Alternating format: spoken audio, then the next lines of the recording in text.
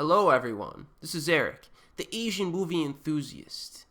And I have a little glass here of some Ardbeg Korryvaken, which is a scotch actually. If you're at all into whiskey or scotch, this is a must drink.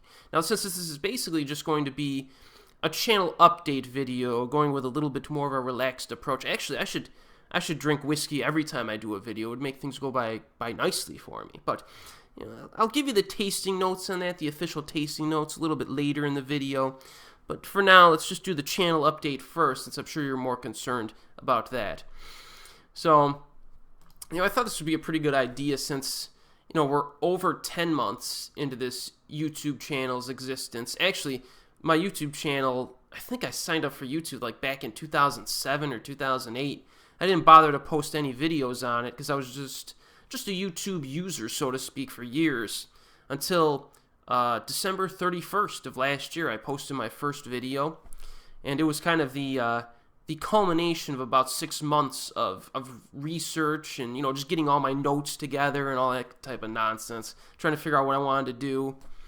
But, by the end of this year, it's kind of a nice cutoff, because by New Year's Eve this year, it will be 1 year anniversary for this channel. So I just wanted to quickly, take a look back at what we've done during the past year.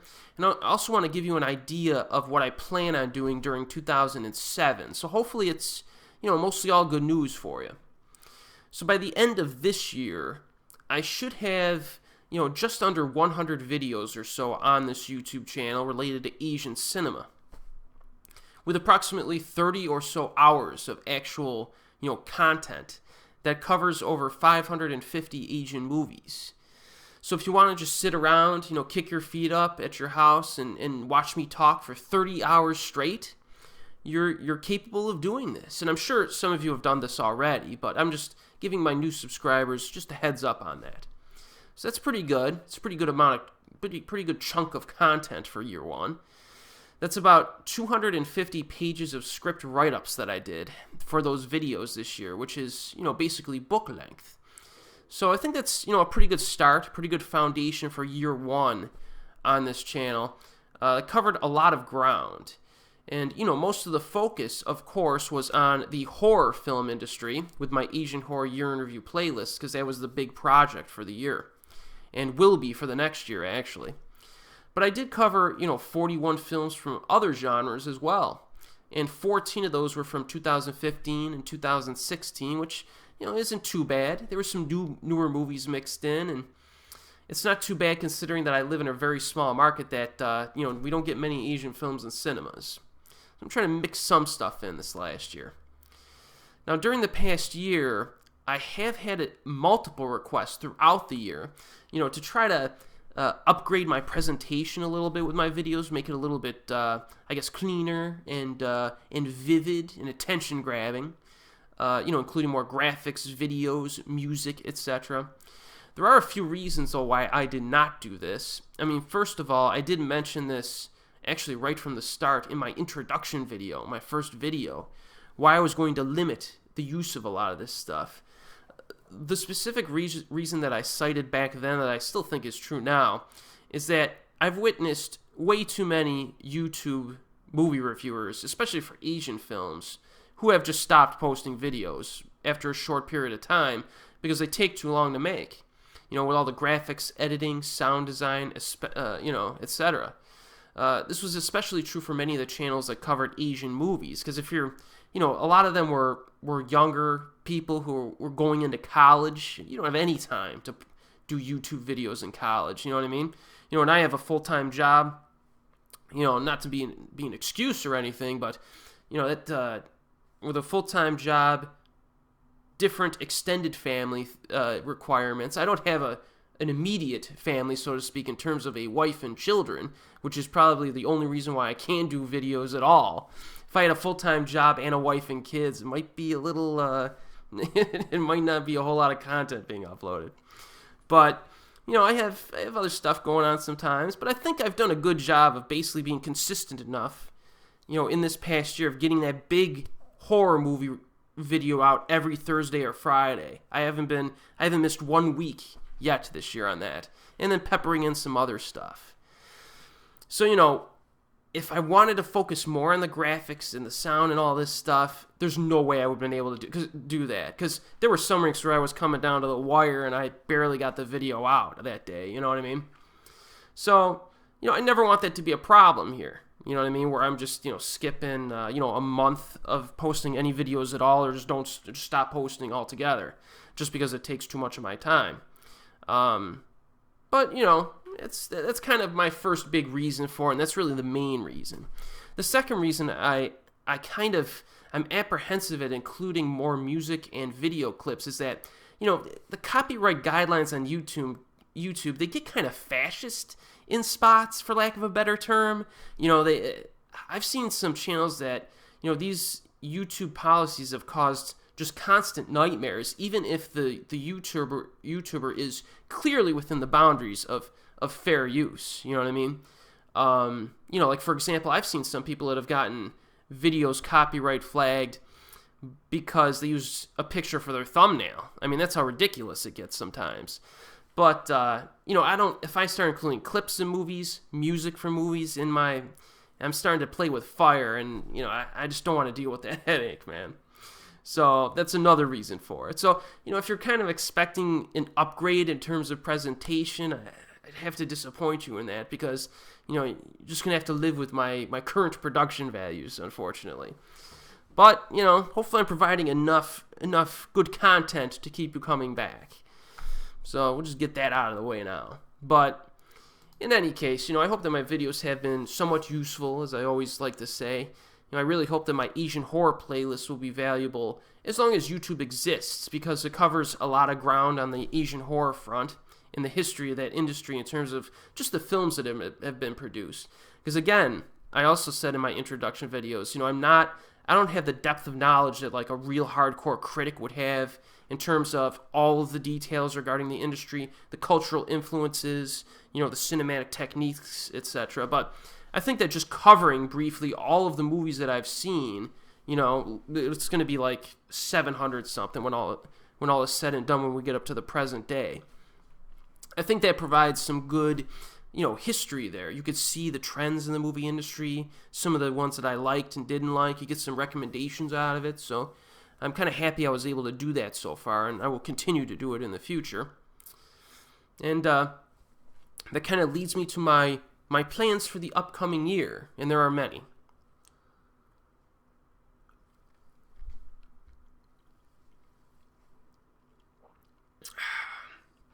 So we still have a lot left to cover regarding Asian horror movies, released from 2008 to the present day. There's a lot of movies that I've seen during the past 8 or so years. But I think I'm going to separate the Asian horror movie reviews a little bit more, maybe posting them once every 2 weeks instead of every week going forward.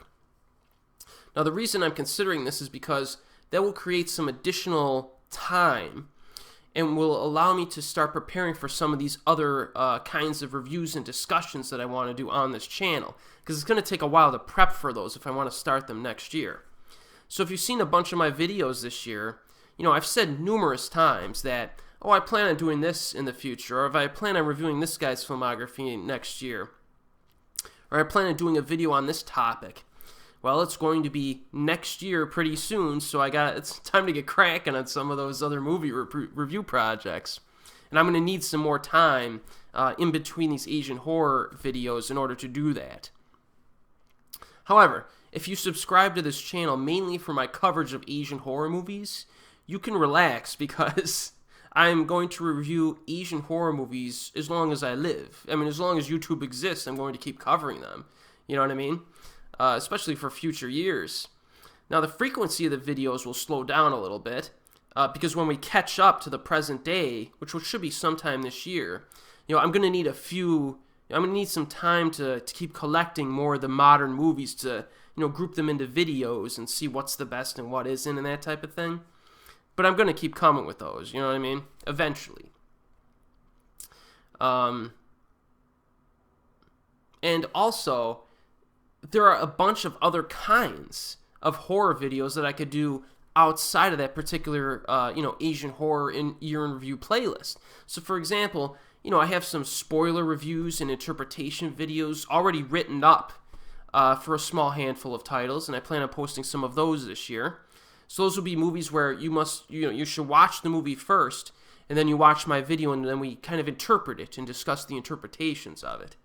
So that should be fun.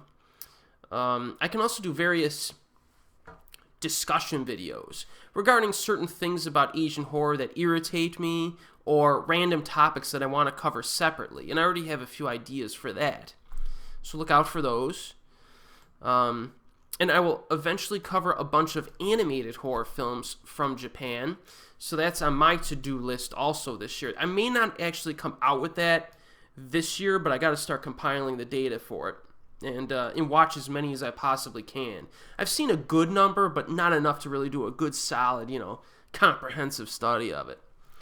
Another idea I had is some top 10 lists or personal awards for various Asian horror-related items, such as the top 10 Asian horror sequels or something like that, or best 10 and worst 10 or something like that, or the top 10 weirdest Asian horror films, etc. Stuff like that, you know what I mean? I can also do, and I plan on doing, kind of an abridged, shortened version of my Asian horror playlist. Maybe just put a one review or one video out that's a much shorter length than having to go through the whole playlist on various topics. Maybe just summarize the history of Asian horror in a 10-minute video. Things like that. The point is, there's a whole bunch of horror-related videos that I'm going to be doing in the future, so don't worry about that if that's what you want. Now, one of the other big projects I have on my plate for 2017 is a Takashi Miike filmography review, which will be structured the same way as my Asian Horror Year in Review playlist. I'm going to review over 80 of his movies chronologically, the oldest to the newest that I've seen, and that's probably going to be a 10-part video just on Takashi Miike, something like that, with each part being posted every other week, like I'm doing my horror stuff now. And it's going to take a while to get that set up because I definitely need to rewatch some of those movies to refresh my memory on them. And I want to reread the excellent Tom Mess book, Agitator, The Cinema of Takashi Miike, which I highly recommend. But I'd like to read that book just before going through his filmography, just to, borrow and cite a few points that he made in his. So yeah, the Takashi Miike filmography review will probably begin to hit the channel maybe during the middle of next year, somewhere around there. I might be able to get it out earlier, depending on how much time I have, but it should hit. I'll give you that much.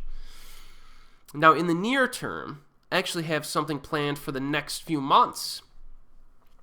DVD collection videos, where, I show my entire Asian movie DVD collection by country of origin, and that just won't be horror movies, it'll be every movie I have.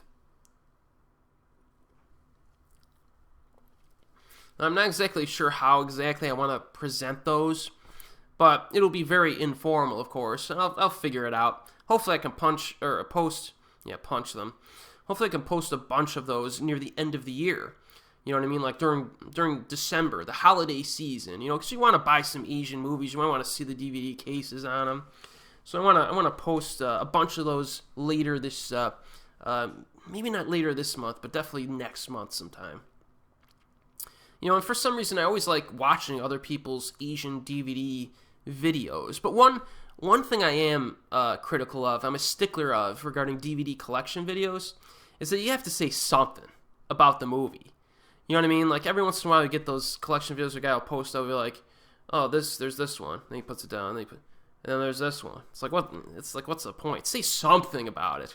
So depending how much of a blabbermouth I am, how much of a blabbermouth I am, there's going to be multiple parts, because there's no way I'm going to cover every Japanese movie I have in one video. This is 5 hours long or something. So who knows how long that series is going to go on for. Excuse me. And then after I'm done with that, after I cover every movie I currently have, I will do periodic updates for any new DVD purchases that I make. So that'll be another ongoing series of videos that you'll see. Now there's another series of videos that I want to do, actor and actress spotlights. So In these videos, I'll cover some of my favorite actors and actresses by, very briefly going over their filmographies and maybe pointing out some of the better and lesser movies in those filmographies. So maybe that will be useful for you. I prefer with the directors to actually do reviews of their movies, but I may pick certain directors and maybe do a top 5, bottom 5 type thing. I could do that as well. Also, I'm working on like the bigger projects. I plan on posting even more like single movie reviews, where I discuss one movie in a video. And I hope to review some live action television series also from South Korea and Japan next year. They're known as K-dramas and J-dramas because there are a lot of good ones that I've seen, and I would love to, I'll probably rewatch some of them and review them as I rewatch them or see new ones. So that you should get some good recommendations on those as well. And then, of course, I also have another podcast lined up with pieces of work, and hopefully, we will continue to do one of those every once in a while. And be sure to check out his channel, too, if you haven't already. And we already did a podcast touching upon Kiyoshi Kurosawa you could find on his channel. So definitely check that out if you have not seen it. And also, it just keeps rolling these ideas, right? I don't know how... I plan on hitting all of these at some point during the year, but it's going to be a little sporadic sometimes, you know what I mean? I have other ideas for sure. Okay, but I just want you guys and ladies and gentlemen to know that, even though I may not come out with like a big 30-minute video every single Friday during the next year, I will be active, like posting other kinds of videos along the way, which you may prefer actually over the big ones. And there's always some kind of project in the works. So, if I go, a Monday without posting a movie review, that probably means it's because I'm writing up the movie review or watching another one to get it out to you. So that will be consistent again. So I've had pretty consistent production so far, and that will continue, with the exception of a 2 to 3 week period sometime in the springtime. Okay, because I will hopefully be vacationing again in Japan for the 7th time. So if you don't see a video posted for like 3 weeks during April or May, don't panic. I'll probably post a video just saying, I'm about to catch the airplane, see you in a month or see you in a few weeks. Also, just to nip it in the bud, I actually am not going to be taking pictures or videos while I'm on vacation. So I know it seems weird, but I've never really felt the need to do so, mostly because it annoys me when I'm on vacation. I feel like it kind of unnecessarily distracts from what I'm doing, and it kind of takes me out of the experience and makes me feel constantly like I'm a tourist. I'm not a big picture guy when I'm on vacation for some reason. When I go to Japan, I like to kind of infuse myself into the culture as much as I can without having to worry about being a photographer the whole time. But I'm just telling you that now so that you don't have any expectations when I come back. But what I will do for you is, I will do a discussion video that covers the main activities that I did while I was on vacation. Since it's an Asian horror or an Asian movie channel, I'm visiting Japan, it's relevant. So I'll post it in like my miscellaneous playlist or something. And I can also do my last vacation too, because I took a bunch of notes when I got back. So, and just to add some spice, I'll grab some videos off of Google Images or something and post them for you. Some good ones that I probably wouldn't be able to take. So, that's another little something to look forward to this year. So, that's basically my brief channel update. Hopefully there will be a nice variety of Asian movie content for you in future months. And thanks again for watching, during the past year. And remember to, like my videos whenever you can and get the word out whenever you can. I don't ask that a whole lot because I don't like to annoy my viewers by me selling myself, all the time. But I know you people do that for me, so I appreciate it. And I can't really think of anything else that I want to talk about tonight for the next year. I think we threw a lot of ideas out there. So yeah, that's my channel update. Now, for Ardbeg, let me take another sip on the Ardbeg Cory Reckon.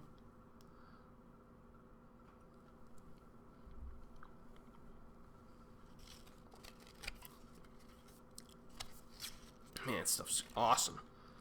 Okay, so here's the official tasting notes for you. The first plunge is deep, peppery, and chewy with crispy seaweed. It actually tastes delicious, by the way. Descend deeper with a mouthful of espresso coffee that coats the palate with rich melted dark fruits and star anise. Or anise? How do you pronounce that? Basically tastes like licorice a little bit.